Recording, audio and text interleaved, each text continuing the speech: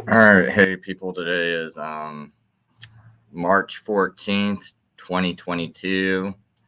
My name is Chris Lucas. Just trying to do this won't be a quick show. I'm gonna try to do it as quick as I can though. I just got a few clips I basically want to go over and just kind of remind people, because I'm making this video for like some friends and some other people I'm debating with. It's like, how are you just jumping into let's go to war, let's go kill Russians, and you're just and it's like the same people that lied to you for 2 years about COVID. You're now suddenly, and you were calling them Nazis and tyrants. Suddenly you think that, oh well, Russian came into Ukraine, we got to go fight for freedom. Why do you think that? Do you really think the same government where you can't even speak, right? You got to watch what you say because the government's funding YouTube, the government's funding Twitter, because these companies, they're not acting on their own. If they were acting on their own, there's no way they would lose money by censoring people, because they lose money that way. You got people that donate to these various shows on YouTube, and YouTube gets a profit of that, and now they lose all that. So that money has to be coming in from somewhere else, right? Probably from ads from COVID and all these other things that the government says, hey, if you we'll let you we'll give you some ad money, you make sure this stuff doesn't get talked about. That's all I can think of, because I don't think it's like an independent thing. But you think somehow we're losing free speech here, we're being demonized here, but yet somehow this same government's going to create freedom in Ukraine. I'm not sure if I buy it, but anyway, I just want you to remember the leaders that you're listening to now pushing this whole Ukraine thing. I mean, like, because now basically you're on the same side as Biden, you're on the same side as Kamala Harris. Putin may circle Kyiv with tanks, but he'll never gain the hearts and souls of the Iranian people. From defending the Russian ruble, invading a foreign country, build a wall high enough to keep out a vaccine. The capacity of our economy to make computer chips. No, I mean, I'm not really big into all this kind of stuff, but I just kind of like want you to remember that this is the people that are going to be in charge of helping Ukraine with freedom and everything. Break it down in layman's terms for people who don't understand what's going on and how can this directly affect the people of the United States. So Ukraine is a country in Europe. It exists next to another country called Russia. Russia is a bigger country. Russia is a powerful country. Russia decided to invade a smaller country called Ukraine. So basically that's wrong. Yeah, I mean, that sounds like something a 5-year-old would say. We got people with 5-year-old mentalities, and we got people, you know what? I think if you believe any of this stuff, you got a 5-year-old mentality. Your mentality is retarded, and you're retarding yourself. I'm not saying this to be mean. I'm saying this like you can do things to retard your own growth, your own intellect. And by listening to just this garbage-fed media, this media that just feeds you garbage, it's like you're not learning to think, you're not learning to discern, you're just like gun-ho believing all of it. And so now I just kind of want to get to covering some. I thought this was like a really important point that Jimmy Dore brought up. Look at this. So people are saying just total fiction how Putin is using Nazi propaganda to defend invasion of Ukraine. So they're saying there's the allegation that the Ukraine military has, and the government has neo-Nazis infiltrated and embraced by the government, actually. And here's the PBS NewsHour. Remember, it's funded by oligarchs and the government, so you're not getting the truth from PBS, even though you think you are. You're just as bad as anything else out there, PBS. Analysis: Putin's claim that war on Ukraine is to target Nazis is absurd. Here's why.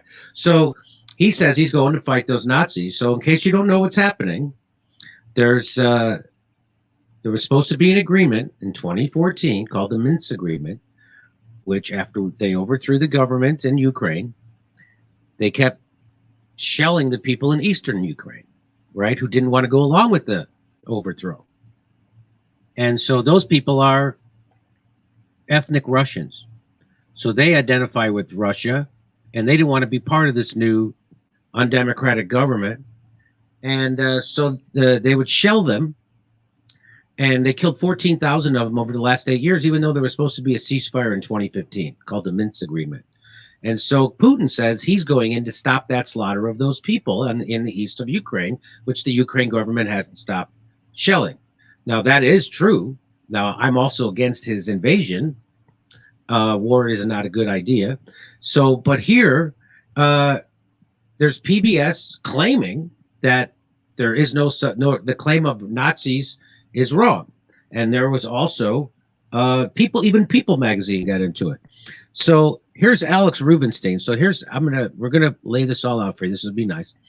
He says, watch Yevhen Karas, the leader of Ukraine's neo-Nazi terror gang C-14's speech from Kiev earlier this month.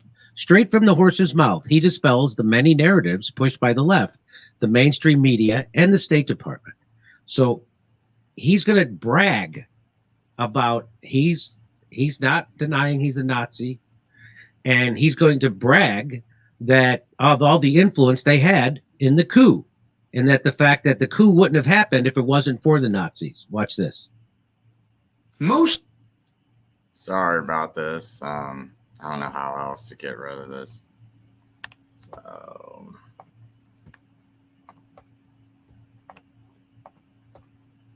Maidan was the victory of the nationalist ideas. That was the coup that took place. That was the coup that took place. And he said that was the victory for the nationalist ideas. Well, what does nationalist mean? It means Nazi ideas, right? Okay. Nationalists were the key factor there, and clearly at the front lines. Now, there is a lot of speculation saying, well, there were only a few neo-Nazis. LGBT and foreign embassies are saying there were not much neo-Nazis on Maidan. Maybe about 10% of the real ideological ones. The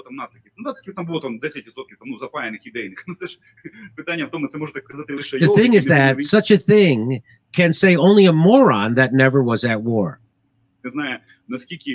And don't understand that those 10%, maybe even less, 8%. But how much they are and how much more effective in the proportion of influence. So he's saying, yeah, we might have only been 10% or 8%, but what was our effect? That's what he's saying. What was the proportion of our influence? How much of their effectiveness was? It was endless, he says. He says, if not for those 8% of neo-Nazis, the effectiveness of Maidan would have dropped by 90%. So he's saying most of the credit has to go to these right-wing nationalist neo-Nazis for the coup. So it's the numbers. It's not the point. Also, when they started firing on the crowds, people thought that was the government doing that. Turns out now there's lots of credible evidence that the Nazis were doing it. Like now, some left-wingers like Bull Foundation and so on, they're trying to count numbers to diminish. So the reason why they're doing that is that now the West doesn't want to recognize the Nazis in Ukraine because it's bad for them. It's a bad look. And this guy's saying something like, there were that many nationalists, they had that much influence. If not for the nationalists, that whole thing, meaning the coup, would have turned into a gay parade. That's what he said. So, okay. So now there's more. Max, you want to comment on any of that? Well, let's keep it rolling. Okay. So here's more. He says, we were now been given so much weaponry, not because some say the West is helping us. So they've been given all this weaponry from the West. And some say it's because they want to help you. And he says, no, that's not why. Тому що ми хороші, як нам кажуть, нам допомагає Захід, бо вони хочуть нам блага, тому що ми виконуємо He says, not because the West wants the best for us, but because we perform the tasks set by the Заходу. West. Тому що ми єдині, хто готові Because we are the only ones who are ready to do them. виконувати, бо нам весело, нам прикольно Because we have fun. We have fun killing and we have fun fighting. вбивати і прикольно воювати. І вони думають, вау, давайте вже, подивимося, And they're like, wow, let's see what's going to що це happen. буде. Тому виник цей новий альянс, про який зараз говорить там And that is the reason for the new alliance, Turkey, Poland, Britain, and Ukraine. So he's saying, we're starting this whole new thing. There's going to be a whole new power alliance, and it doesn't rely on NATO. Туреччина, Польща, Британія, Україна. Тут ми тут флагман. Тому що ми We are the flagman here because we have started a war. He's taking credit for starting this war with Russia. We have started a war that has not been seen for 60 years. війну, якої не останніх 60 років. Так от, уявіть, So imagine how many weapons we have, how many veterans that we have. скільки в нас ветеранів. А тепер уявіть, And imagine виникає Russia Росія falls apart, наражається. Тобто and виникає it turns into 5 Росія, different Білорусь, Russians і так далі. or something На like that. європейському континенті We have the most javelins on the European continent. Maybe only the UK has more javelin missiles than they do. тільки в Британії там, здається, більше. Ви розумієте, цей потенціал, The potential of those armed forces will immediately become a problem for all цих those збройних who сил, oppose це us, стане проблемою зразу для всіх, хто зараз там десь там намагається робити хеньки. for all those who are trying to give us problems. І оце от є наша It is our joy and our це наша sorrow. печаль. Чому, щоб ви розуміли, You чому need так to все важко? understand Не тому, що why. Yes, it is hard, not because we are Ukrainians and our asses suffered for ми 300 українці, years. 300 років, наша дупа страждала. Чому ж нарешті влада б нас Why finally everything good, not just given to us? We're such good people. So he's mocking people as being crybabies, saying that. And so, but the real reason he says, ми хочемо в Європу. Ні. and he said, oh, those people we want to join Europe. He doesn't want. This is what he says. No, we are a huge, powerful state. And if we come to power, it will be both joy and problems for the whole world. І якщо ми тут прийдемо до влади, це буде і радість, і проблеми для всього світу. Тому це величезна амбітна Therefore, it is a huge, ambitious task. We live in a very cool time. I don't know what this translation means. That's a weird translation. We live in a very cool time. Тому перед нами стоїть надзвичайна And that is why there is an extremely ambitious, cool goal. See, I don't know what that means. амбітна, класна ціль. Не просто стати там частиною Not just become part of a European family that has already collapsed. європейської сім'ї, яка вже там розвалилася. А це є вже This is about new political alliances on the global level, new political challenges. політичні альянси вже глобального рівня, нові політичні виклики. So let's just recap what he said. Ukraine is being armed as pawns of the West because we have fun killing. We have started a war. We have the most javelins on the European continent, and the European family has already collapsed, and Maidan would have been a gay parade if not for the Nazi influence. And so that guy's the leader of the C-14s. The C-14s was started as a youth wing of the Svoboda party, founded by Ole Tenahambak. Is that how do you say his name, Max? Tianbach. And he's pictured there. Here he is shaking hands. So this guy, who's big neo-Nazi, shaking hands with this guy who's our president. C-14 signed an agreement with Kiev's city government to patrol its streets in early 2018. And what happened? Well, months later, it began a campaign of pogroms against Romani camps. So that's gypsies, right? And so they're going around killing them.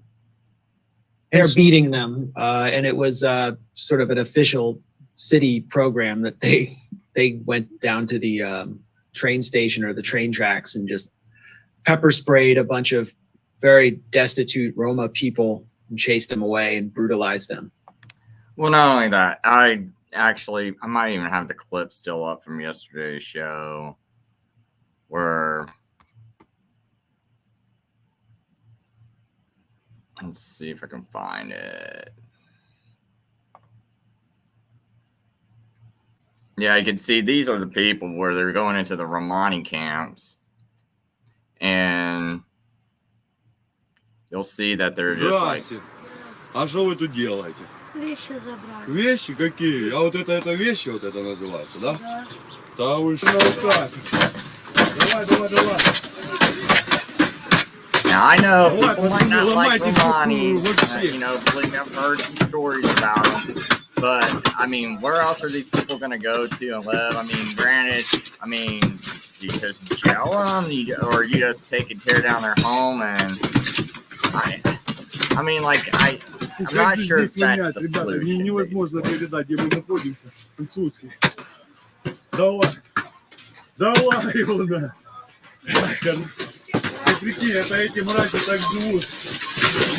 But anyway, this C-14 gang that they were talking about, they also work closely with the the mayor of KVIV and KV, or you can also spell it KVOV.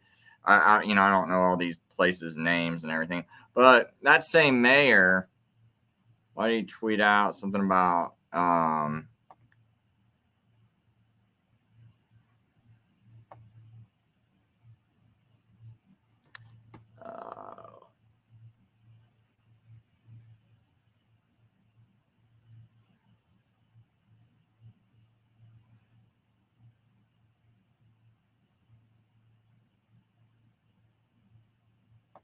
well, yeah, Amnesty International said there's still no justice for what happened to all these people that in these places.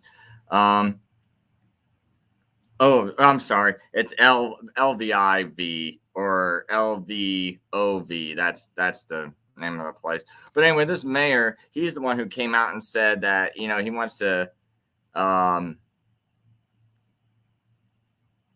he wants the Molotov cocktails renamed to Bandera smoothies, and Bandera was a Nazi collaborator. So just kind of letting you know, like, this isn't just some group and we're just letting you guys just work with us. And even though you're Nazis, it's like even the mayor seems to have some sentiments towards these Nazi collaborators. So anyway, let me just kind of play this too. Nazi collaborator greeting becomes official Ukraine army salute. What? So this is from, what is the date on this? This is from 2018. And it says Nazi collaborator greeting becomes official Ukraine army salute. Glory to Ukraine, glory to the heroes. These words and this greeting will become armed forces of Ukraine's official military greeting. So why is that so bad? Well, because, where does that come from? It comes from the occupying Nazis that occupied and went and killed Jews in 1941, and I'm pretty sure it was in Odessa. And then they came back and they did another one. So the NED published a video of its own CEO, Damon Wilson, at a rally outside the White House declaring, "Glory to Ukraine." That's the salute used by Nazi collaborators Stefan Bandera's OUN, which carried out mass murder of Jews and Poles during World War II. So that's where that comes from. Okay. PBS interviewed a mayor of one of these towns, and he had a framed image of Stefan Bandera behind him, and they blurted out, not enough for people to realize it was him, though. So basically, PBS clearly knew it was a Nazi, a framed image, and here they are doing an interview with the mayor about how great things are, how great he's doing. Yeah, see, I just kind of want to play that real quick. I mean, if you want to see any of these shows, I got the title right up here. I don't think I put them all in the show notes. I'll try to, but I don't know if I'll be able to get it all done. Anyway, I wanted to play this part about Ukraine on fire, make sure people knew about this. And an anti-Maidan movement formed in the city of Odessa in early January 2014. The protesters set up their camp in front of the Trade Union House, a building which would soon be... Okay, I know I got some people that are real clueless because this is what that video is actually being made for. Okay, Maidan is like like they're for pro joining the European Union and all that. Anti-Maidan, it's like they more or less want to have relationships with Russia. Become a monument to a massacre of its own.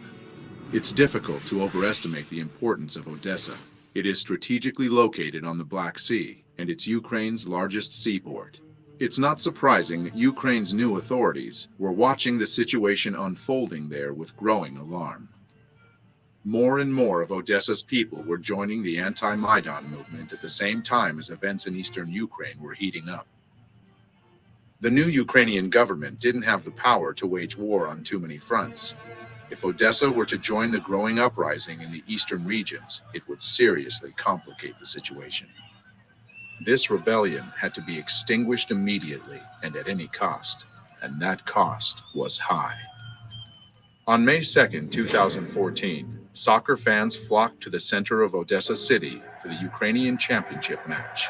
Surprisingly, a great number of these fans who descended into Odessa just the night before also turned out to be fighters from the Maidan self-defense units, along with members of radical organizations from all parts of Ukraine.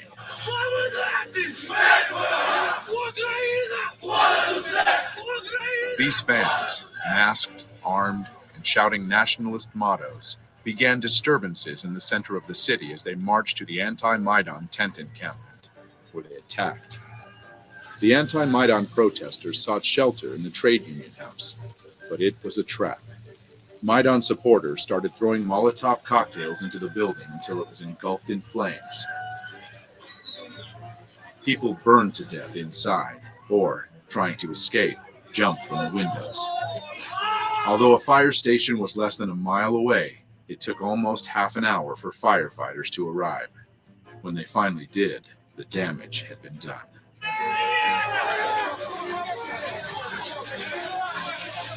But here's an intriguing fact. Just a few days before those dreadful events, a messenger from Maidan, Andriy Perubi, made a visit to Odessa. It's an interesting coincidence that some of the people he met with in Odessa were seen at the scene. See, look at that. That guy's firing at people trying to escape the fire. I mean, this is pretty sick. I mean, like, I've watched the footage, and all I saw was like protesters that weren't being violent. They were just protesting against joining the European Union, and then they had to send these thugs in because the protests started to get bigger and bigger. You don't want it to look like you don't want to join the European Union because they really want this to happen. So you got to take and go kill those people and get rid of those protests and scare them from protesting. That's what this was all about. That fateful day.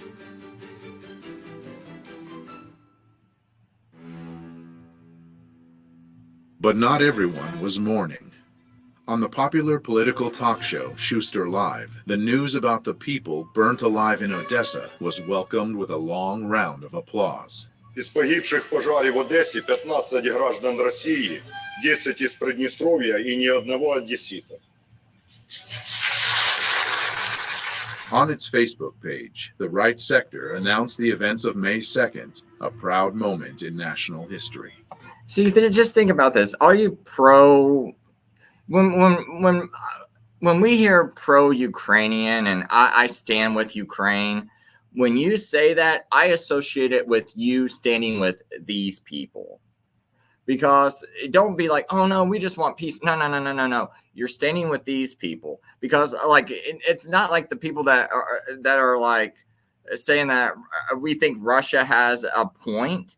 Like, you know, I mean, like me, I think Russia has a point in going in there, a case for going in there and stopping this. I think that government was out of control. But see, we actually like care about the Ukraine people too, but we just don't care about just the Nazis like you do. Because when you say you stand with Ukraine, it really comes more across as like you stand with these people, the Nazis, the ones that are burning people, catching people on fire, doing drive-bys into residential homes and shooting up residential homes with women and children in there, and stopping busloads of protesters, dragging them out of the buses, beating them to death, murdering them. It's like, see, we associate you people who are saying you stand with Ukraine and that you want to go in there and beat up Russia and put sanctions on Russia. We associate you with these people, you know, with all these Nazis and this out of control, corrupt government. That's what we associate you with. So I just kind of want to make that a real clear point. You say you stand with Ukraine, we're automatically going to assume that you stand with the corrupt government and the Nazis that are in bed with them, and this corrupt CIA that's in bed with them. Okay, because don't forget, there are Russian-speaking people there. There are Bulgarian people there, and they're mistreated also. An official investigation into this sad event has been going on now for nearly 2 years, and it's yet to reach a conclusion.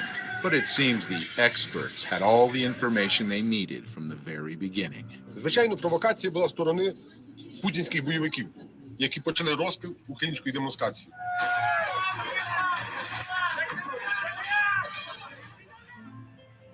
It looks like Odessa really is a very important piece of real estate, as it was honored with a very special new governor appointed on May 30th of 2015.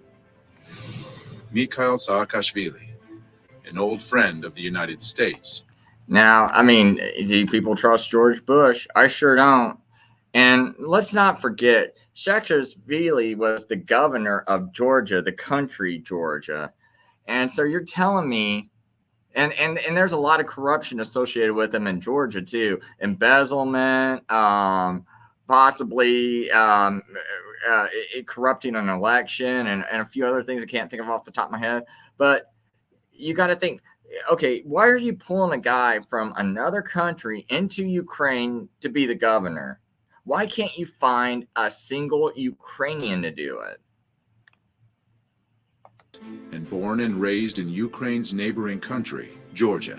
And then it's like you pull a guy with that kind of record. Like, okay, maybe if you had like some really good guy you pulled from another country into there that everyone like thought, man, this guy's real clean, real honest, like, you know, just like a spectacular record. But no, you pulled this guy in. A little hoedown there in Georgia. A quick look at his biography gives one an understanding that he's been groomed for a special mission. Mr. Saakashvili received a U.S. State Department scholarship, and he worked for a New York law firm which represented the organization Kamala, a group that appeared earlier when we learned about the color revolutions. We are dealing with democratic, bloodless revolution.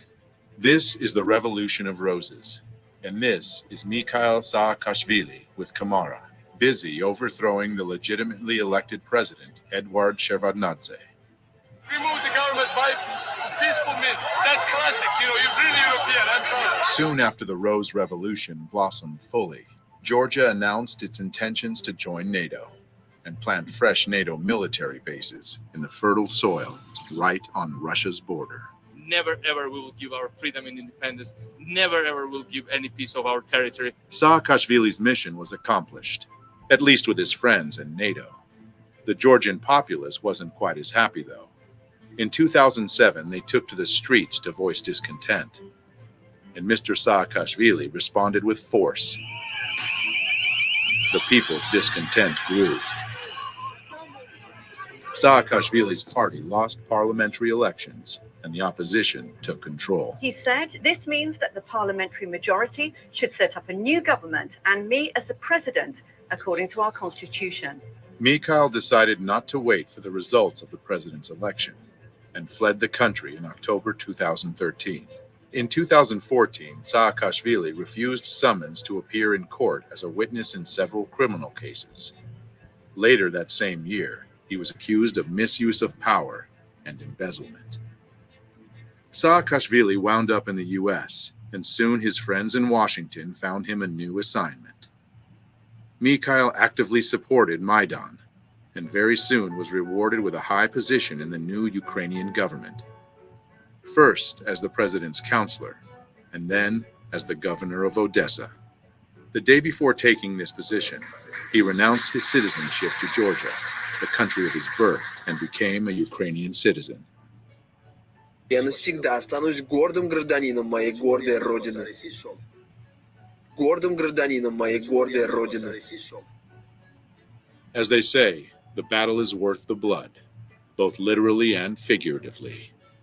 Я прекрасно знаю реальную цену реформ господина Саакашвили. Я прекрасно знаю то, что он на Украине на самом деле является частью проекта, который нужно осуществить Украине определенным силам. Jeffrey Payet, the U.S. ambassador to Ukraine, paid a visit to Saakashvili just a month after he took office in Odessa. But as long as the Oblast administration is delivering results on Ukraine, you are going to see a steady flow of embassy and Washington visitors coming here. The meeting was fruitful, and Jeffrey generous. No matter how well Saakashvili's job goes, it looks like he shouldn't be worried about his own finances. On his Facebook page, he posted an official document showing that the new governor of Odessa gets a pretty penny from Washington, almost $200,000 a year. For comparison, the governor of Maine gets $70,000 a year. So if Odessa became a new U.S. state, it would be at the top of the list. Mr. Saakashvili should feel right at home in his newly adopted country. He is best of friends with fellow color revolutionary leader Viktor Yushchenko, who's the godfather of his son. Okay, so, Putin's saying, I'll go ahead and read the subtitles. Ex-President Saakashvili is assigned as Odessa governor. This is an insult to all the people of Odessa, to all Ukrainians. He wasn't even granted a work visa in the USA. The universities where he applied didn't offer him a permanent job. But he can be Odessa's governor, can't he? Are there no professional, capable, and fit Ukrainian for this job? I thought that was like one of the key pieces to this whole video, because if someone who might watch this might kind of miss that initially. I just kind of know about Saakashvili because I did a video on Georgia years ago when Obama was still president. So I'm kind of aware of that guy's corruption. They basically did the U.S. was doing urban military training exercises in Georgia. And then it's like the next day they go and they start killing civilians in South Ossetia. And then Russia goes into South Ossetia to stop it. And what were they saying? Oh, Russia's invading South Ossetia. Oh, no, Russia's invading Georgia. But they were actually asked by the South Ossetians to come in there and stop them from being killed. But that's how our government and media twist the narrative. Let's see here. Okay, so there's some stuff on. I'll go ahead and play this one. See what people might think of it. At this moment in history, where the world has a unique and short window of opportunity to move from an age of confrontation to an age of cooperation, constructive and honest dialogue to address our common challenges is better than isolation and polarization. Yesterday, your phone exchange with President Biden and the agreement to extend the New START nuclear arms treaty in principle, I think, is a very promising sign in this direction. Globalization resulted in a substantial increase in the profits of the large multinational companies, primarily American and European ones. Who gets these revenues? Talking about companies. The answer is obvious. Those who represent 1% of the population. And what has happened with the other people? I would point out one more important aspect: modern technology, modern technological.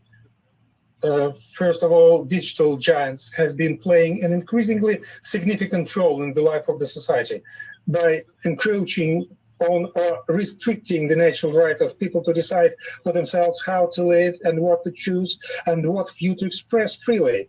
On the other hand, we've seen all of this just recently in the United States.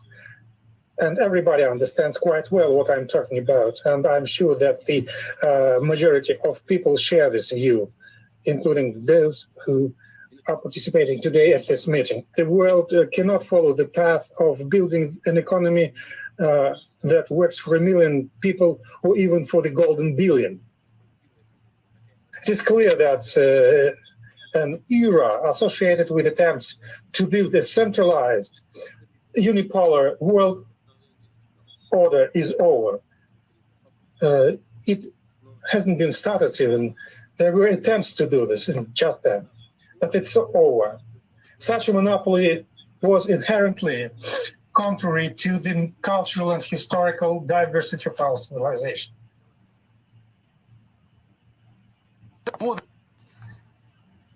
Oh yeah, we'll go ahead and show this.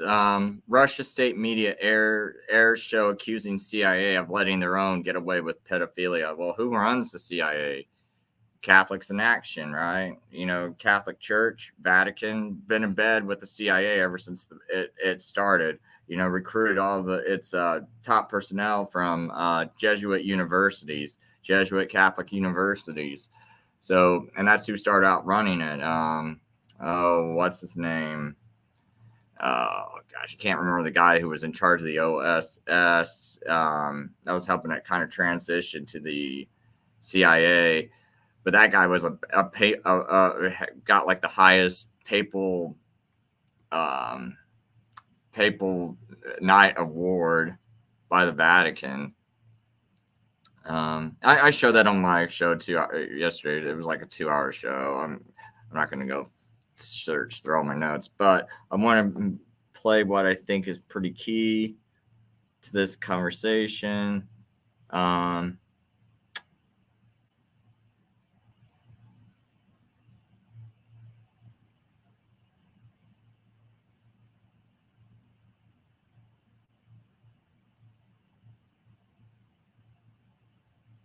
Let's see here.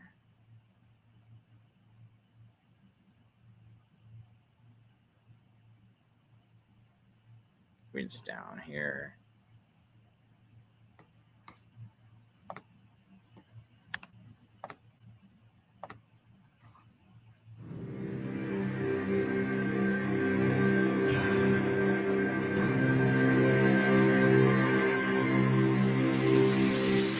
This video has sent a shiver across Ukraine.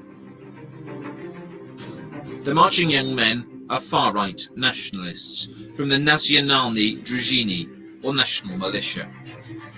It says, I serve Ukrainian nation. They're at a sacred spot, Ukraine's crucible. Maidan, Independence Square in central Kiev. This was the Maidan in 2014, as hundreds of thousands of people rallied and ultimately forced out an unpopular president. Russia branded it a coup, orchestrated by neo-Nazis and fascists. It wasn't true then, but 4 years on, Ukraine's far right is on the march, and there appears little appetite for stopping it. Are you from Kiev? Yes, I'm from Kiev, from this district. The National Militia have permission to patrol unarmed on Ukraine's streets. So what are we looking for, Alexander? The police have requested that we check out pawn shops where there have been a few robberies.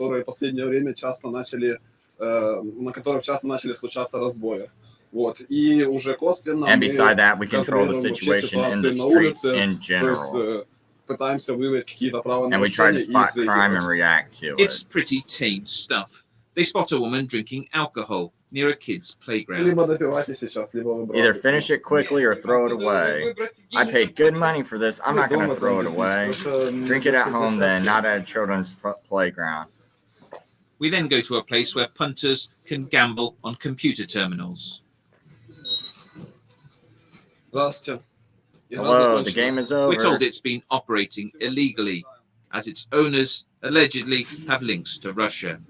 It's unspectacular stuff. The national militia call the police out, and reluctantly they appear and go through the motions.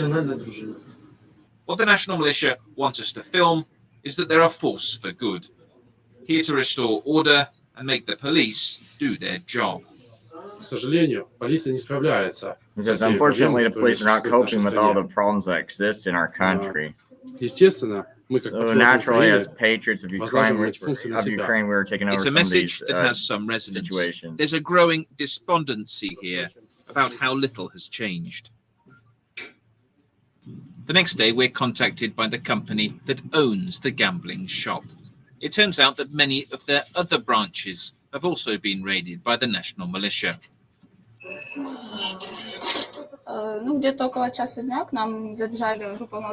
She says a group of about 25 men This is the rushed in here national at 1 militia a.m. when journalists aren't watching. They were wearing masks and had hammers and baseball bats. They were wearing national militia jackets. They're shouting glory to Ukraine and other slogans. There was complete destruction. Almost everything was broken. We're given other footage, which shows more places being trashed, men lighting fireworks indoors, even setting one location on fire. The national militia tell us they're working alongside the police, but they have also, on several occasions, fought them. Here they brawled and used pepper spray on officers as they tried and failed to pressure a judge into keeping an allegedly corrupt politician in custody. The national militia are part of a group called Azov. Initially a volunteer military battalion, it has well-established links to the far right. Its founder, this man, Andrei Beletsky, has in the past expressed racist and anti-Semitic views. And its logo has clear Nazi overtones.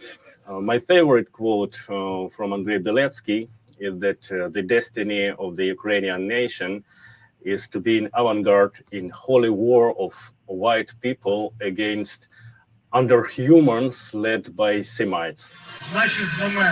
Beletsky now denies he ever said that, but as this oath-making ceremony shows, he's not running away from the dubious imagery. Azov has now started a political party, as well as launching the national militia. The toxic racism has, in public at least, been replaced by patriotic nationalism. Do you now reject those values that you had in the past? Багато води витекло з того часу. Багато чого змінилося в країні. Ми декларували завжди законні вимоги, законні бажання в управлінні державою корінного населення, управлінні державою. Is it ever okay to use violence to achieve your aims? Коли особа He намагається says when someone tries to suppress the will of the people, подавити волю народу, using law enforcement agencies and private armies, частних армій чи якихось інших структурних, неструктурних підрозділів, тоді then the people have the right to demand their rights back and, if necessary, use навіть в force. силовій боротьбі своє право назад. The national militia have already been flexing their muscles in Ukrainian politics. This is the city hall in the town of Cherkasy. Look at it now. All around the outside are security officers. There are more police here today than there are representatives. And the reason the police have come is because at the last session, this happened. The national militia, together with some war veterans, turned up and stood among the deputies, announcing that no one would leave until the mayor's budget was passed. Що ти проти? Що ти проти? Давай не працювати! After some scuffles and angry exchanges,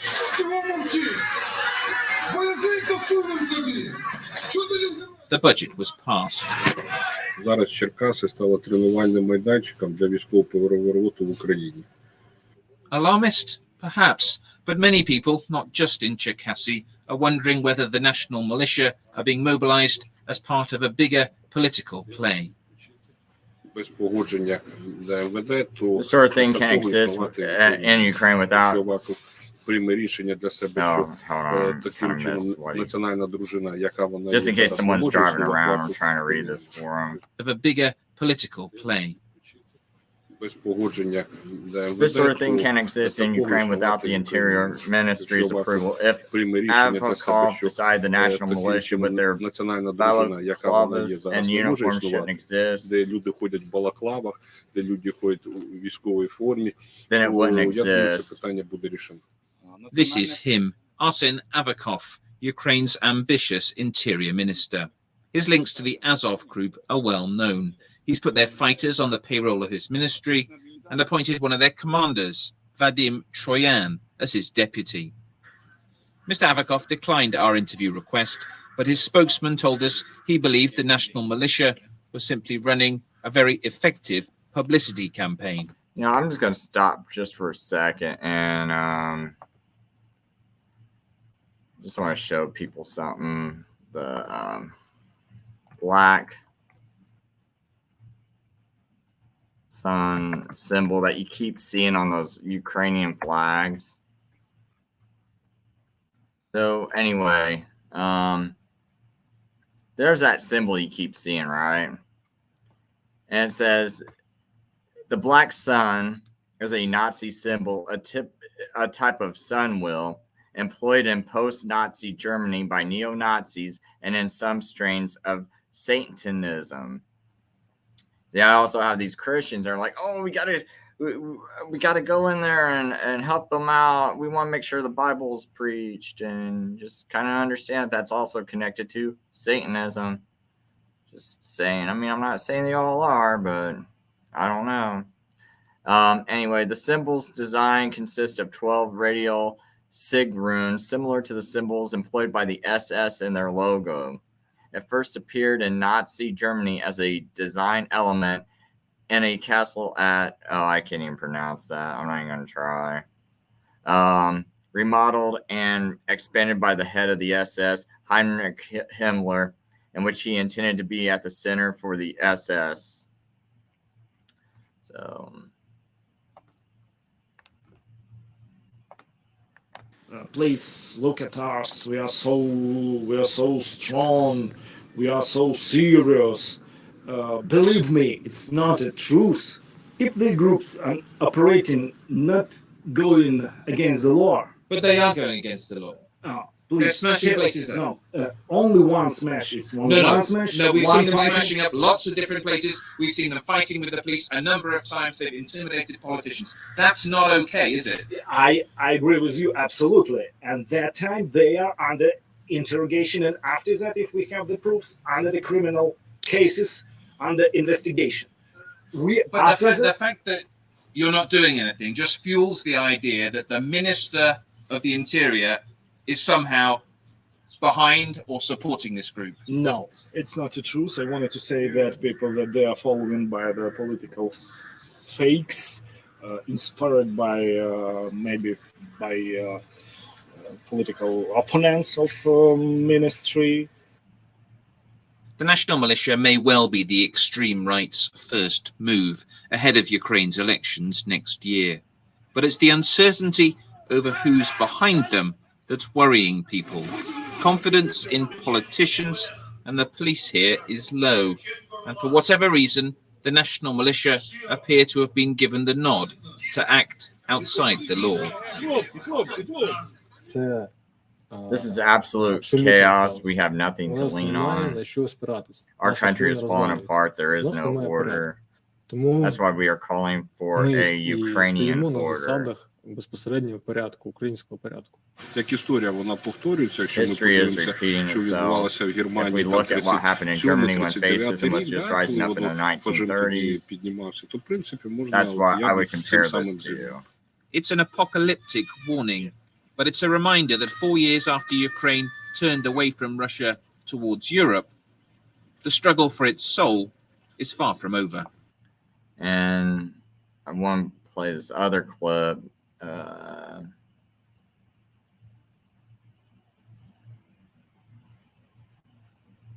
You know what? Here, I'll play this short clip with Scott Ritter in it. What happened is the United States and European Union mobilized this virulent nationalist group out of Lvov in Western Ukraine, among whom were these neo-Nazis who worship Stepan Bandera and the Banderista movement, which was a pro-Nazi Ukrainian national movement, carried out a resistance in that area for decades. These guys came in and took over Maidan, violently overthrew the legitimate president of Ukraine, and then imposed themselves through force of violence into the Ukrainian body politic. To give you an example of how powerful they are, when Poroshenko, who was the president before Zelensky, negotiated the Minsk Accords in 2014, 2015, he agreed that all they had to do is give a special autonomous situation to their status to the Donetsk and Lugansk, and they would stay part of Ukraine. He agreed with Germany and France. Then he came back and the neo-Nazis said, you try to implement that, we'll kill you.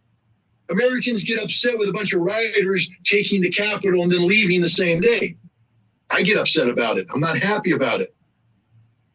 But it ain't an insurrection. An insurrection is what happened in Ukraine. What's happening every day. Zelensky was told he was elected to be the president who brought peace. If you remember, Zelensky toured the front line because they were supposed to disarm. And he went up to the Azov battalion and he said, disarm. And they laughed at him, kicked him out. He said, I'm the president of Ukraine. They said, shut up, we'll slap you. He had to leave. And he was told, if you sign Minsk, we will hang you by the neck until dead. That's the control these people have. And they've done it in the military. These people should have been disbanded, arrested, shot. Instead, the military absorbed them and then promoted their officers throughout the ranks so that there's neo-Nazis everywhere. And the biggest embarrassment of all is when British, American, and Canadian troops go to Ukraine to train that military and NATO tactics, NATO equipment. The photographs show that they're training the Azov battalion because those were the first units the Ukrainian military brought forward for training. We trained Nazis. Then I'm going to go to this one where this woman from Ukraine, a Ukrainian parliament member.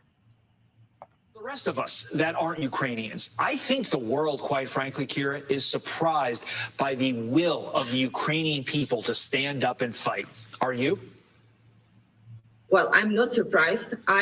We have been fighting Putin for the last 8 years, and we had 3 revolutions in our country when we did not agree with what was going on with the direction of where we're moving in. But right now, it's a critical time because we know that we not only fight for Ukraine, we fight for this new world order for the democratic countries.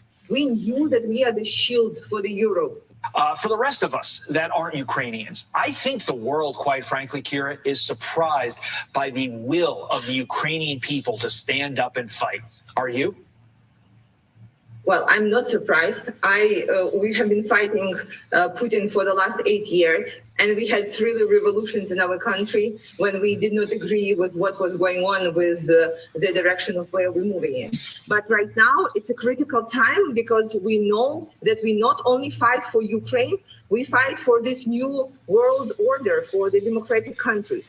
We knew that we are the shield for the Europe. So I thought that was kind of curious. And sometimes I've wondered, is it the New World Order or maybe just that one order that one Ukrainian guy from C-14 that I was playing from the Jimmy Dore show? Is it like that order?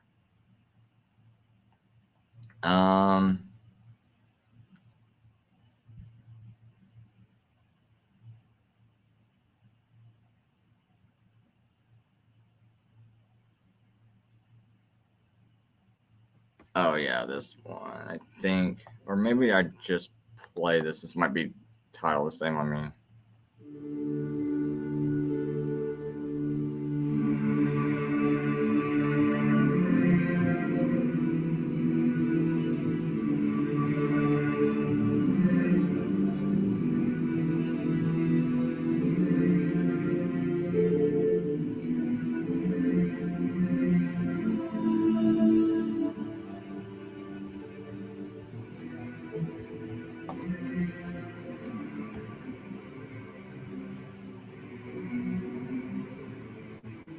after World War II, communism became the bugaboo, and the Soviet Union became the enemy. And one of the things the CIA did right after World War II was hire a lot of Nazis. Guys who'd been Nazis were now recycled and brought into the CIA. The Nazi rocket scientist von Braun went to work for the United States, developing intercontinental ballistic missiles. So the Nazi past was forgiven, and Nazis went to work for the United States, including a guy named Reinhard Gehlen, who'd been the Nazi military intelligence officer in charge of operations against the Soviets in Eastern Europe. And this guy Gehlen became the head of the CIA's main intelligence operator into East Berlin and areas like the Ukraine, where the Nazis had intelligence agents during World War II. And this guy Reinhard Gehlen, on behalf of his new CIA masters, just activated all the agent nets that he had during World War II. The same thing was going on in Ukraine, although the Ukraine had very much large swaths of its population were fascists and were actively involved against the war against the Soviets, and were enemies of the United States in World War II. After World War II, they became assets of the CIA. So the CIA has been developing fascist assets in the Ukraine for 70 years. And every year since 1948, when the CIA went into operation, it has had a station in the Ukraine with a CIA officer who's running operations. And those operations have all been directed against first the Soviet Union, and after the collapse of the Soviet Union, against Russia. There's a lot of momentum that has built up over 75 years. Vast agent nets have been put in place. Sleeper agents have been in place for decades, and they're all working against Russia, which is why nowadays it's so hard for the mainstream media and the government to shift and even consider for a moment having good relations with Russia. NATO, its whole mandate, its whole reason for its existence has been to threaten and roll back Russia and eventually sabotage and subvert it and put it out of business. And Ukraine, the CIA's operations in the Ukraine are the cutting edge vanguard of this effort. So if you look at recent events in Ukraine, you have to see them in that context. How for decades, the CIA has been trying to recruit Ukrainian politicians, Ukrainian businessmen who are sympathetic and compatible with Western American ideas and values and interests of fighting against the Russians, and recruiting them and putting them in place and setting them up with bank accounts, giving them paramilitary training, everything the CIA does across the board. The Ukraine has been the vanguard of this operation against Russia. The details are in my book, The CIA's Organized Crime, how this works at the agent level, how the CIA would go around and work with after the coup that threw out a pro-Russian government and installed a pro-American anti-Russian government, how the CIA already had security services and military people in place who were able to create private militias that would then work against individuals in the Ukraine who were pro-Russian, how they, just like treating it like South Vietnam or any other country that the United States occupies. And that is the situation in the Ukraine. The United States occupies Ukraine. Its government isn't an occupation government that's supported and funded and directed by the United States. And the businessmen and the military people and the politicians that support the Americans benefit, and those who don't are put on hit lists and they're targeted. And that's basically the history and the summary of what's going on in the Ukraine. And the CIA, through its agent operations, which have been in place for 70 years is at the vanguard of that operation. So is the intent and purpose of the CIA and American involvement in Ukraine to topple Russia, to balkanize Russia? Oh, absolutely, but also to steal Ukraine's, to take all the natural resources that are available there, the profits that can be had. I mean, it's capitalism.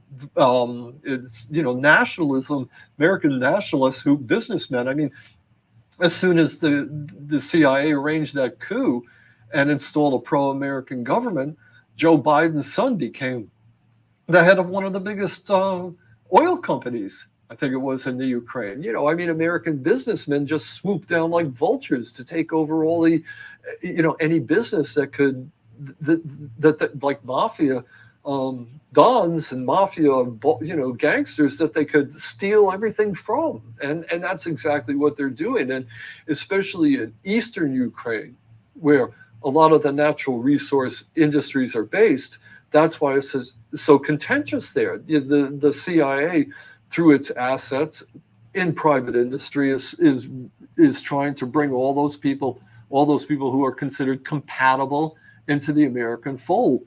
You don't see it at its dirty level, the level of blackmailing people, the level of extorting people, the level of the CIA using its underworld contacts to squeeze these people and to force them out of business and to make life miserable for them so that they give up their associations with Russians and Russian businessmen. But that's what's going on at the very basic level. I mean, militias are being formed to terrorize anybody who's supporting Russia, and like in Donbass and places like that. So the details, again, which you would have to spend years studying to understand. I suggest you just read the books to see how the CIA has relationships with the security services in Ukraine. And as soon as the coup was launched, it took over control of those security services, and it started drawing up the hit lists of targeting people that it could go after. And the reason it's targeting the people that targets most highly are the people that are sitting on natural resources that American businessmen want. It's not going after, plumbers and carpenters. It's going after major businessmen. And that's what the CIA does. It paves the way for American business interests by using illegal methods, and by using illegal methods to install politicians in the Ukraine that will follow the American line. Everything that you don't know about that is going on and that you're not told about by the media, which I should add is well aware of what's going on, but just doesn't tell you because it's good for their business too.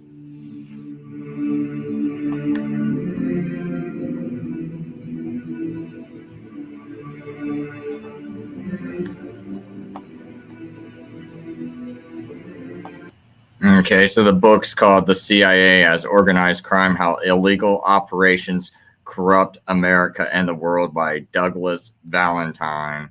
So I think I'm going to probably get that book. The only thing I disagree with him, though, about is it's not really any kind of interests that are solely American. The CIA is used by the Vatican to basically do everything it says that it's going to do for American businesses. These are all businesses that are tied in with the Pope. They go, like Pfizer has the Pope bless their injection for the C-19, and they're in bed with it. And then the Pope goes, "Yeah, you got my blessing." And the Pope goes and recommends everyone gets vaccinated. And, you don't hear these other groups going, "Oh, well, so-and-so religious leader said it's okay." No, it's pretty much like, well, even the Pope says it's okay. And it's like everyone else is marginalized. Who cares about your religious leader? The Pope said it's okay, because he's kind of the world government, because they want, one spiritual leader and one basically leader that's ruling over everything governmentally. And that's kind of what their aim to do with the Vatican is. And Operation Gladio. I know some people probably like, I don't know, Chris. Well, if you read Paul L. Williams' book called Operation Gladio, he is a Roman Catholic. He might be I'm not sure if he's still Roman Catholic, but at the time he wrote this, he was a Roman Catholic and a former FBI consultant. And this is probably like one of the most amazing books I've ever read. I would actually recommend it second to the Bible. If I had there's a couple of books I really would love people to read, but if I just had to pick one, I would probably say that was maybe one of the most important books you'll ever read. And it's so well detailed and documented about how the CIA is used by the Vatican and just the extent to how it goes into all these different nations, media, and all of its workings. It's really amazing piece. You can find it on audiobooks if you don't have time to read it. I would recommend at least listening to it as an audio one time. But let's see if I got any more clips to play.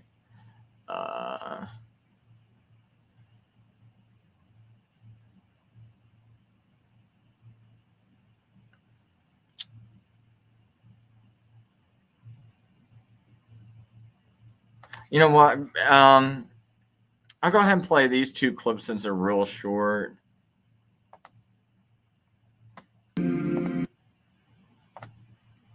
Скажи, а центральные каналы берут твои новости? Нет, конечно, нет. Just gotta read it, man. I didn't realize it's got subtitles. So tell me, does the mainstream media take your news? Берут твои новости? Нет. No, of course not. So this is a French journalist claimed Ukrainians are bombing their citizens. Конечно, нет. Почему? Потому что... So he says, why? Because I always ask locals where the shelling comes from. Я всегда спрошу мирных жителям, откуда прилет был? Кто вас обстреляет? Who is shelling you? И, конечно, And эти of каналы, course, они не these хотят channels, говорить, they don't want to say что это украинская армия, that it's the Ukrainian army shelling civilians. которая обстреляет мирных жителей. Они не They don't хотят want to know about it, and they don't want to publish it. знать об этом. И они не хотят публиковать об этом. То есть на центральных европейских So there is serious censorship in main European media? каналах есть серьезная цензура. Конечно. Certainly. So, I mean, you can take that for whatever it's worth. Okay, so here's Ukrainian kids. The video is called Ukrainian Kids Brainwashed with Nazi Propaganda. Слава нації! Україна понад усе! Слава Україні! Glory to Ukraine, glory to the heroes, Слава нації! glory to the nation, death to the enemies, Ukraine above all else. Революція! Революція! Слава нації! It says one nation, one motherland, Ukraine, and Russians. So as like a Russian-speaking people, you probably don't feel the safest there. Not with these kind of movements going on, right? I mean, like there are Russian-speaking people that just wanted to live in peace, and like they weren't like, oh, we have to join Russia. It's like, oh, they could have lived in peace, but you got these kind of movements in there.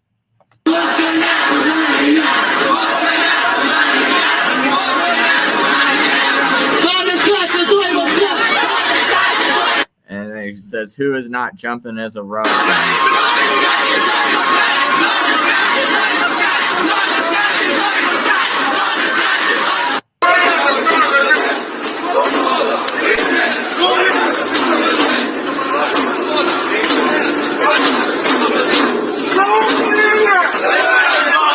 And there you got Stefan Bandera right there, a poster that they're carrying.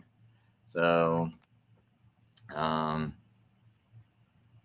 let's go one more. Let's try playing this little clip. This quick one. Из ваших дворов. So, Sputnik. So, from your yards, soldiers of the Ukrainian armed forces fired Солдаты at вооруженных сил Украины стреляли по объектам жилого facilities in the residential sector. Did I get that right? So the witness is сектора, я saying, же понимаю. По городу, yes, да, at the по той city, стороне города that и side по of the центру, city and а оттуда center, стреляли по and from своему there же they городу, shot at us. по своим At же their own людям. Так они city. знаете, что Why? сделали? Они сначала At first, when there was less equipment in our area, когда техники их было у нас не так много, в нашем, да, вот they were massively shelling our block, saying that it was the Russians who were shelling. районе. Они сначала массированно обстреливали наш район и говорили, что это россияне обстреливали, потому что видели. But we could see everything was coming from where we could see where everything was coming from. We understood what was going Потому что видели, on. понимали, что происходит. We could see it with our own eyes. We did not Мы не sleep спали day and днем и ночью, night. почти 10 дней мы были под массированным Almost 10 обстрелом. Мы days we видели, were что under сюда massive летит. И shelling. они обстреливали сначала.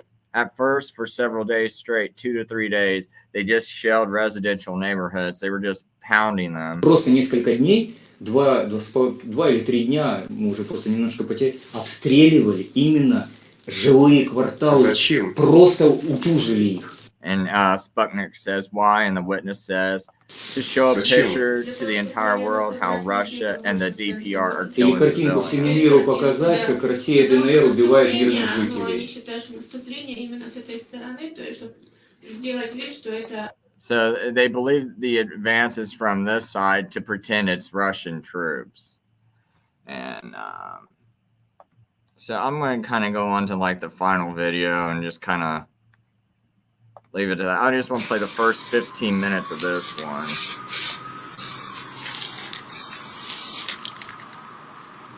And basically it's called Operation Gladio, Hard Evidence of the Government-Sponsored False Flag Terrorism.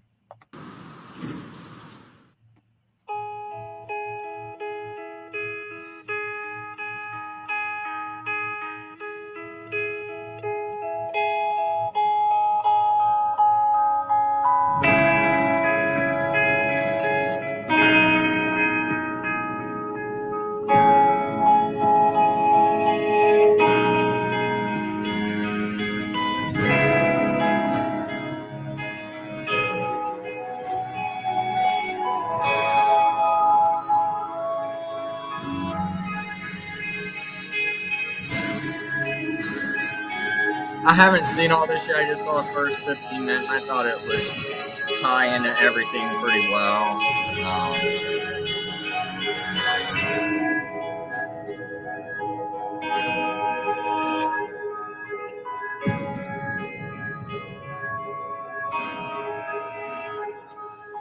I did add a playlist to the show notes, which might appear. Following the Second World War, the United States and Britain funded secret armies to wage a secret war across Europe and beyond. These clandestine paramilitary groups were exposed during the 80s and in the early 1990s by a series of court cases and eventually in the Italian and European Parliament. And they prove, beyond any shadow of doubt, that governments have waged war against their own population in order to control and manipulate public opinion and to achieve political objectives. These clandestine paramilitary groups went by the codename of Operation Gladio. Operation Gladio was formally revealed in 1990 by the Italian Prime Minister Giulio Andreotti in an official statement to the Italian Parliament. By then, Gladio had already been exposed in the courts and elsewhere, but Andreotti's official revelation widely exposed the unpalatable reality. Italian investigations into the years of lead revealed NATO's hand in a series of terrorist atrocities that had taken place in Italy throughout the 1950s to the 1980s. These included bombings, assassinations, kidnappings, and mass shootings by terrorist organizations. There is no doubt that elements within NATO's deep state were routinely using false flag terrorism to control and manipulate public opinion and shape policy. This is not the speculation of loony conspiracy theorists. It is a proven, well-documented historical fact.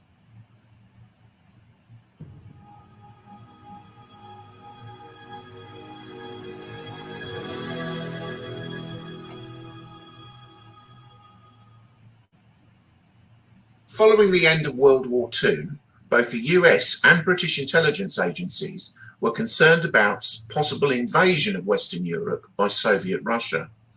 Building upon their experience of supporting resistance cells who fought against German occupation during the war, the US Office of Strategic Services, the OSS, the forerunner of the CIA, and British Special Operations Executive, the SOE, who were eventually absorbed within Britain's Foreign Military Intelligence Agency, MI6, formed a number of clandestine military units throughout Europe. Some of these so-called stay-behind paramilitary units were built around resistant groups already in existence, more so in Scandinavian countries. Elsewhere, new units were created, drawing upon local assets and activists, often including far-right extremists. Neither the OSS nor the SOE were averse to using neo-Nazi terrorists as operatives. Communism was perceived as the greater threat. Its state atheism threatened the Roman Catholic Church, Marxism threatened capitalism and the power of the banks, and its adherence to international socialism, proletarian internationalism, focused upon class struggle, threatened the hierarchy of the Western establishment. More than the Soviet Union itself, it was the potential spread of communist ideology which came to be seen as the primary danger, something to be resisted at all costs. Now, I'll just stop right here real quick and say one point. I believe the Vatican used communism for its own gain and wrote the Protocols of Zion, planted it in Russia, and funded and helped back the Bolshevik Revolution that sort of kicked this whole thing off. So, I'm not going to go into detail about that too much, but that's just kind of like a little side note I want to throw in there.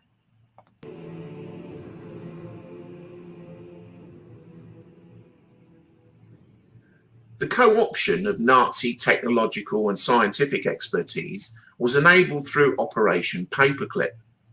Top Nazi scientists, intelligence operatives, engineers, and military strategists were either protected from prosecution or resettled in the US and elsewhere.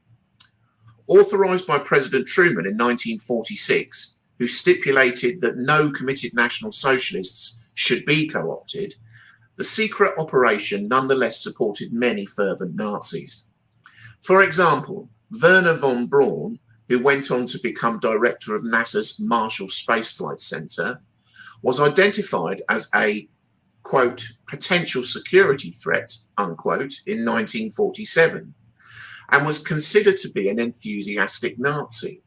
However, in order for him to get past Truman's restrictions, the War Department's Joint Intelligence Objectives Agency, the JIOA, simply changed his file to read, quote, no derogatory information is available on the subject, unquote. Approximately 1,600 leading Nazis emigrated to assist the West's Cold War effort. Operation Paperclip wasn't the only lifeline thrown to the National Socialists. The West's concern about the potential Soviet threat led them to cooperate with suspected war criminals, hardline Nazis, and other radicalized groups in a variety of different ways. For example, Nazi intelligence leader Reinhard Gehlen was supported to maintain operational control over a spy network of Nazis operating within the Soviet Union. Another notable recruit was Licio Gelli, who was head of the elite neo-fascist Propaganda Due, or P2, Masonic Lodge. P2's membership was formed from leading globalists and establishment figures, including armed forces commanders, secret service chiefs, heads of police, generals, admirals, newspaper editors, media moguls, top business executives and bankers. Gelli, who had been responsible for the torture and murder of hundreds of Yugoslavian partisans during the war, became a double agent for both the CIA and KGB, and was instrumental in the formation of both far-right and far-left terrorist organizations. A former associate and confidant of Benito Mussolini, Gelli's connections to the global power elite were staggering. For example, he was a close friend of Pope Paul VI, Juan Perón of Argentina, future Italian President Silvio Berlusconi, and Libyan dictator Muammar Gaddafi, in addition to many other global influences. While the world watched the Nuremberg trials, which supposedly brought Nazi war criminals to justice, Gelli was among those working with Western intelligence and other powerful institutions to facilitate the escape of Nazis considered too valuable for trial. For instance, using passports supplied by the Vatican, Gelli worked with Galen to establish the Rat Line, which smuggled Nazis to the relative safety of Central and South America. Western intelligence agencies put their talents to good use. For example, Klaus Barbie, the so-called Butcher of Leon, was recruited by the 66th Detachment of the US Army Counterintelligence Corps. From his home in Bolivia, he later advised a number of governments on how to establish death squads, with murderous success in Chile, Argentina, El Salvador, and elsewhere. Meanwhile, in Europe, the numerous stay-behind units comprised of a mix of covert foreign intelligence operatives, National Intelligence Agency operatives, ex-military and security service personnel, volunteers, and terrorists. Historians, geopolitical commentators, and the official account came to collectively refer to the coordination of these various clandestine forces as Operation Gladio. Wikipedia's entry on Gladio largely reveals the official record of the operation, stating, quote, "Operating in all of NATO and even in some neutral countries such as Spain before its 1982 admission to NATO, Gladio was first coordinated by the Clandestine Committee of the Western Union, CCWU, founded in 1948. After the creation of NATO in 1949, the CCWU was integrated into the Clandestine Planning Committee, or CPC, founded in 1951 and overseen by SHAPE, Supreme Headquarters Allied Powers Europe. Transferred to Belgium after France's official withdrawal from NATO's military organisation, but not from NATO, which was not followed by the dissolution of the French stay-behind paramilitary movements. The existence of these clandestine NATO units remained a closely guarded secret throughout the Cold War until 1990, when the first branch of the international network was discovered in Italy. It was codenamed Gladio, the Italian word for a short double-edged sword of the gladius. While the press said that the NATO stay-behind units were the best kept and most damaging political military secret since World War II, the Italian government, amidst sharp public criticism, promised to close down the secret army. Italy insisted identical clandestine units had also existed in all other countries of Western Europe. This allegation proved correct, and subsequent research found that in Belgium, the secret NATO unit was named SDRA-8, in Denmark, Absalom, in Germany, TDBDJ, in Greece, LOK, in Luxembourg, Stay Behind, in the Netherlands, INO, in Norway, ROC, in Portugal, Agenta Press, in Spain, Red Quantum, in Switzerland, P26, in Turkey, Özel Harp Derezai, in Sweden, AGAG, in France, Plan Bleu, and in Austria, OWSGV. However, the code name of the stay-behind unit in Finland remains unknown. End quote. Consequently, in November 1990, the European Parliament published its resolution on the Gladio affair. This single-page document stated a number of known facts related to the 40-year-long covert Operation Gladio. The European Parliament stated, quote, "In certain member states, military secret services, or controlled branches thereof, were involved in serious cases of terrorism and crime as evidenced by various judicial inquiries. These organisations operated and continue to operate completely outside the law, since they are not subject to any parliamentary control, and frequently those holding the highest government and constitutional posts are kept in the dark as to these matters. Various Gladio organisations have at their disposal independent arsenals and military resources which give them an unknown strike potential. thereby jeopardizing the democratic structures of the countries in which they are operating or have been operating. Now, I'll say this second line right here, it says these organizations operated and continue to operate completely outside the law since they are not subject to any permanent military control, and frequently those holding the highest government, this is the part I disagree with, those holding the highest government and constitutional posts are kept in the dark as to these matters.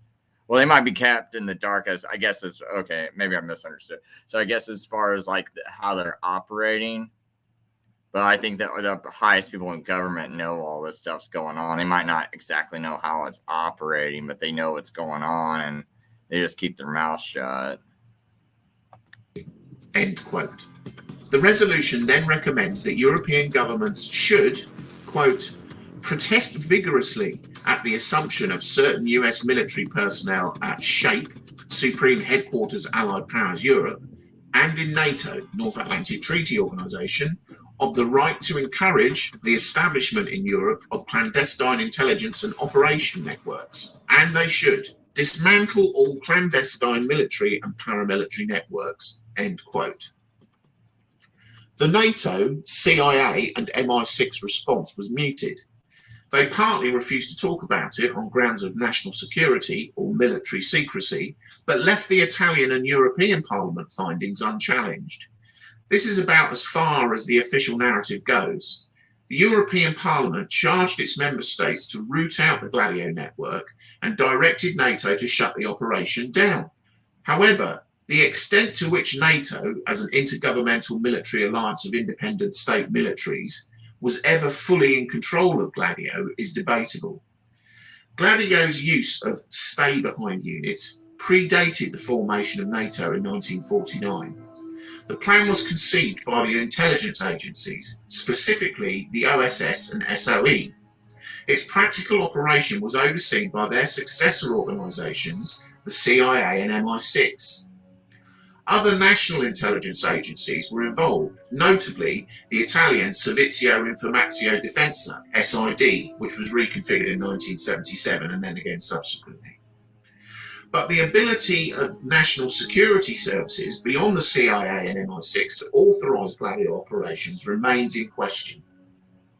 NATO's Clandestine Planning Committee, the CPC, under the auspices of SHAPE, the Supreme Headquarters Allied Powers of Europe, was supposedly running things. However, by 1957, the operational control of Gladio had been brought under the Allied Clandestine Committee, ACC, who were themselves overseen by the US Supreme Allied Commander in Europe, who reported directly to the Pentagon.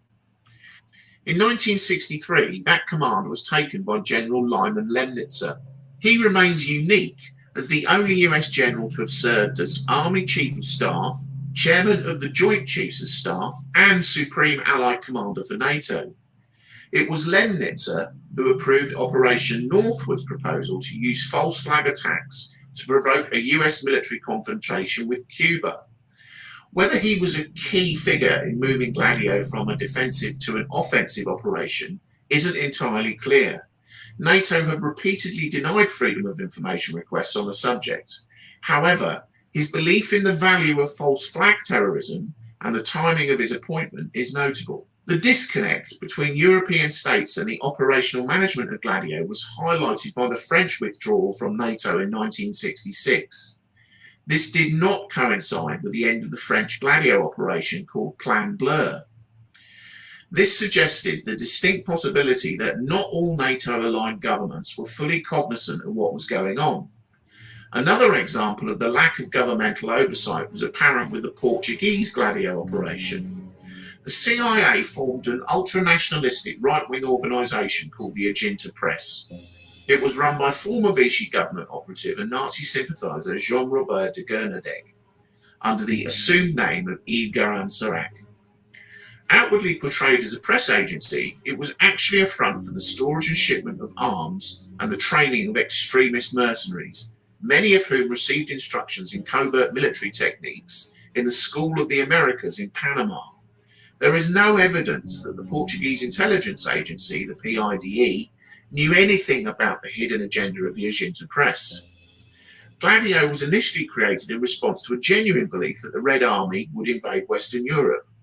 Although President Roosevelt, Prime Minister Churchill, and Premier Stalin met at the Yalta Conference to agree how the post-World War II world would be divided, concerns about Soviet expansionism held sway among the Western intelligence agencies. Subsequently released documents show the fear of foreign invasion. I'll try to add this to the show notes. There's like a couple of things I want to just kind of touch on before I go. Because, a lot of people really do not know their American history, especially Americans. It's sadly, a lot of my foreign friends I do shows with sometimes know American history way better than most Americans do.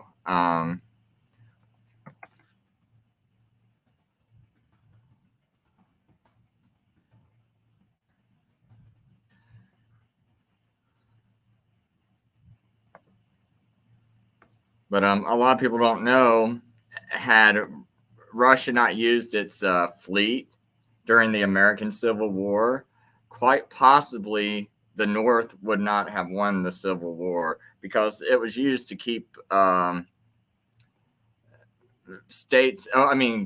under the papal influence from getting involved in the Civil War, because the South was basically it was basically supported by the Vatican. And just to touch on something real quick, I went into more depth on other shows. I don't want to go into too much on it, but oops. Wait.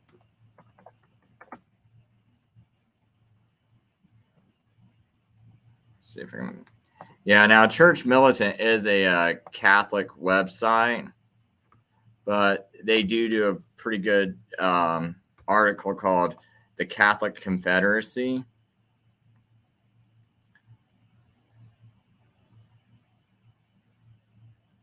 But it basically details how Jefferson Davis, the president of the Confederacy, was an aspiring Catholic and was sympathetic to the Catholic cause. He was known to wear Catholic sacramentals such as a Saint Benedict medal, a miraculous medal, and a French scapular, as well as a brown scapular. Despite the United States as a whole not being friendly to Catholicism, North and South, about 20 Confederate generals in his cabinet were known to be practicing Catholics, and every Catholic bishop in the South supported the Confederacy, and a lot of Catholic bishops in the North supported the Confederacy. And just kind of want to one quote Lincoln said.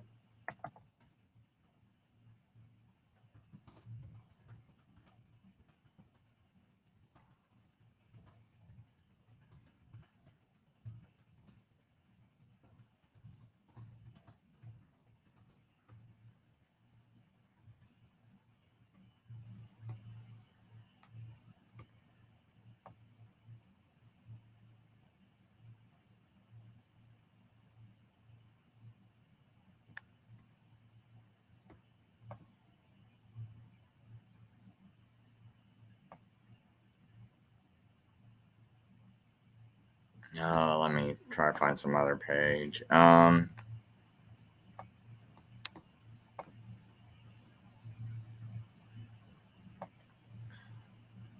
I'll go ahead and read a couple other things too. John Adams said, "My history of the Jesuits," this is one of the founding fathers, second president of the United States. He says, "My history of the Jesuits is not eloquently written, but it is supported by the unquestionable authorities and is very particular and very horrible. The Jesuit orders,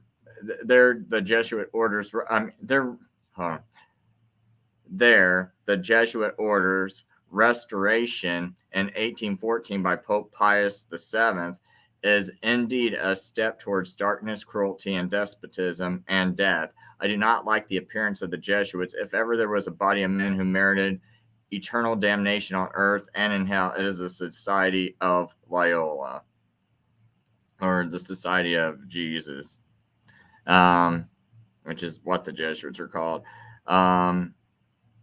Marcus de Lafayette said, "It is my opinion that if the liberties of this country, the United States of America, are destroyed, it will be by the subtlety of the Roman Catholic Jesuit priests, for they are the most crafty, dangerous enemies to civil and religious liberty.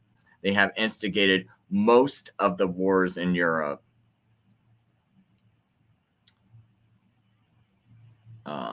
But the key part I want to get to is what Abraham Lincoln said, which Abraham Lincoln, and it's detailed in Thomas Harris's book, who oversaw the trial of the co-conspirators behind the assassination of Abraham Lincoln. So it was written during Lincoln's time period. So it's not like this is some made-up source way afterwards. But he said there was so much evidence you could convict the Pope of being behind the assassination. So anyway, Lincoln goes on to say, this war would have never been possible without the sinister influence of the Jesuits. We owe it to popery that we now see our land reddened with the blood of her most noblest sons.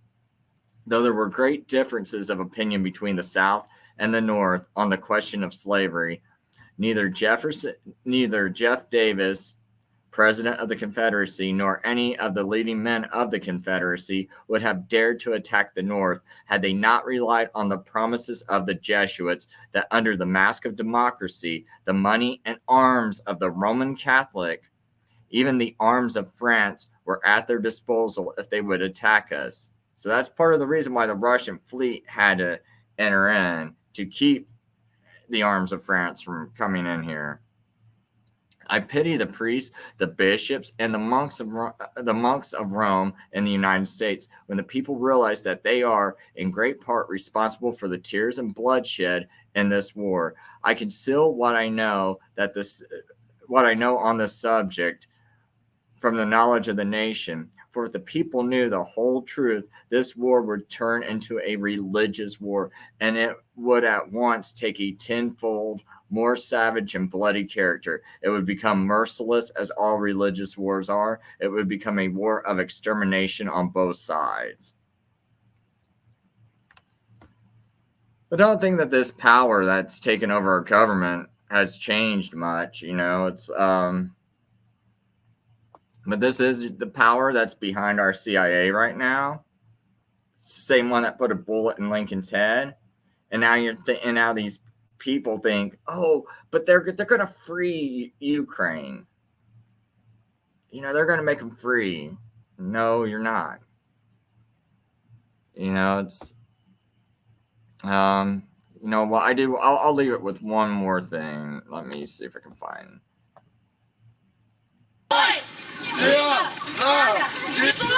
Sorry. Computer's being a little laggy. So there's something Mark Passio said. I'll try to find it real quick.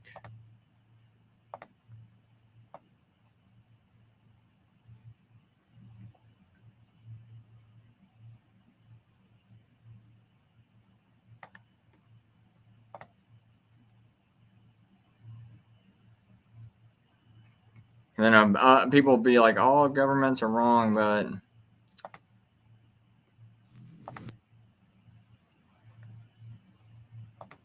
don't know the exact spot. Want to live under. That's why something could be a right in one area and a wrong in another.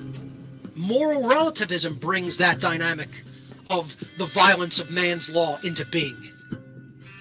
And then when you talk... So that's the key part I wanted to start off with. Moral relativism brings that dynamic of violence. That dynamic of the violence of man's law into being. And then when you talk to people in the anarchist community, many of them will say, I don't believe in objective right and wrong. It's a subjective thing. No, it's a belief that it's subjective. So that's the actual definition of moral relativism. And if you agree with this ideology, you are the enemy of freedom. Let me just restate that unequivocally. Blanket statement. Every single human being that believes and agrees with the ideology that objective morality doesn't exist in nature and that right or wrong are subjective constructs that mankind can make up, you are the enemy of freedom. You are the kind of person that is putting humanity into enslavement. Absolutely, definitively true. Okay, and see the governments are trying to tell you that there is no right and wrong. That it's all subjective, right? I mean, that's exactly what they're trying to do right now. It's like, no, there cannot be no Bible truth. Nothing can be absolutely true. Truth comes from us. It's all subjective. And now you feel like the government's the enemy of freedom because they're basically pushing the same ideology. I don't know. I'll just kind of leave it at that. I just thought that was interesting. Well, I'll just go ahead and just play it one more time and leave the show. In one area and a wrong in another. Moral relativism brings that dynamic of the violence of man's law into being. And then when you talk to people in the anarchist community, many of them will say, I don't believe in objective right and wrong. It's a subjective thing. No, it's a belief that it's subjective. So that's the actual definition of moral relativism. And if you agree with this ideology, you are the enemy of freedom. Let me just restate that unequivocally. Blanket statement. Every single human being that believes and agrees with the ideology that objective morality doesn't exist in nature and that right or wrong are subjective constructs that mankind can make up, you are the enemy of freedom. You are the kind of person that is putting humanity into enslavement. Absolutely, definitively true.